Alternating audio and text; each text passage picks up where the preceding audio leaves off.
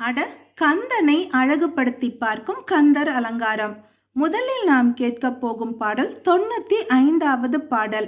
யான் தான் எனும் சொல்லிரண்டும் கெட்டாலன்றி யாவருக்கும் தோன்றாது சத்தியன் தொல்லை பெருநிலஞ்சோகரமாய் கீன்றான் மருகன் முருகன் கிருபாகரன் கேள்வியினால் சான்று ஆறும் அற்ற தனி வெளிக்கே வந்து சந்திப்பதே.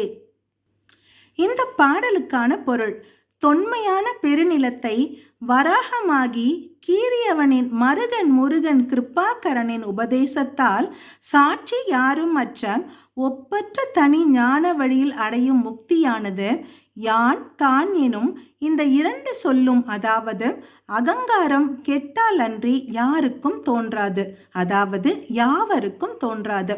அடுத்தது 96வது பாடல்.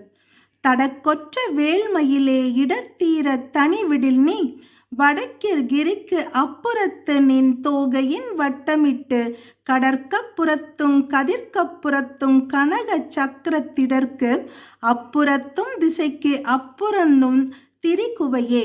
இந்த பாடலுக்கான விளக்கம்: விசாலமான வெற்றியை உடைய முருகப்பெருமானின் மயிலே, இடரை தீர்க்கும் பொருட்டு உன்னை தனியே விட்டால் நீ வடக்கில் உள்ள மலைகளுக்கு அப்பாலும் தோகையை சுழற்றி வட்டமிட்டு சூரியனுக்கு அப்பாலும் சமுத்திரத்துக்கு அப்பாலும் பொன்மயமான சக்கரவாக கிரிக்கு அப்பாலும் 8 திசைகளுக்கு அப்பாலும் திரிவாயே.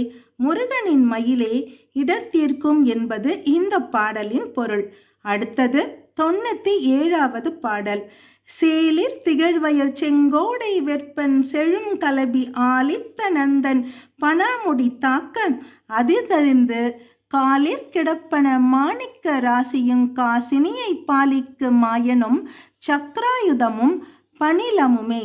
இந்த பாடலின் பொருள்: சேல் மீன்களால் திகழும் வயல்கள் சூழ்ந்த செங்கோட்டு மலையின் மீது எழுந்தருளி இருக்கும் முருகப்பெருமானது செழுமையான மயிலானது தோகையை விரித்து இனிமையாக அகவி ஆதிசேஷனுடைய பனாமுடிகளை தாக்க, அதனால் ஏற்பட்ட அதிர்வினால் பனாமுடியில் உள்ள மாணிக்க கற்களும் ஆதிசேஷனின் மேல் அரித்துயில் கொண்டிருந்ததால் உலகத்தை காக்கின்ற திருமாலும் அவரது கரத்தில் இருந்த சக்கராயுதமும் சங்கும் அம்மயிலின் காலடியில் கிடக்கின்றன. முருகனின் மயிலின் பெருமைகளை எடுத்து கூறும் பாடல் இது. செங்கோட்டு வேலவா போற்றி போற்றி.